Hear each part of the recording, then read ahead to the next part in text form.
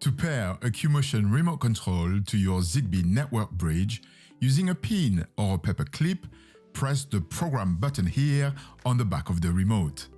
The LEDs on the front of the remote will scroll from 1 to 5, 1 to 5 to show it is searching for a network. Now, put your Zigbee network bridge into search mode. And when all LEDs on the remote flash together, the network has been found and the remote is connected. Now, let's pair a QMotion remote control to your QMotion blind. Before pairing, make sure that both the QMotion remote and the blind are both connected to the same Zigbee network and that the blind is in the upper position. On the remote control, press and release the channel button here to select the preferred channel to control the shade. Here, we will select channel 1. Using a pin or a paper clip, press the Program button on the back of the remote. The channel lights on the front of the remote will scroll back and forth. Now, press and release the Up button. The blind will then move and then come down to its bottom limit.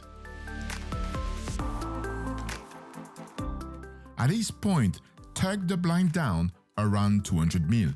The blind will jog and then return to the fully open position. The blind is now registered to the remote control. And you can test it by pressing the down and up button on a remote. To unpair a remote control from a QMotion blind. On the remote, select the channel you want to remove the blind from.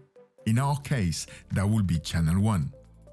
On the back of the remote control, using a pin or a paper clip, press the Program button.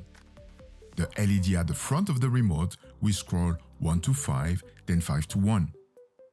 Still on the remote, press the Down button. The blind will then go down.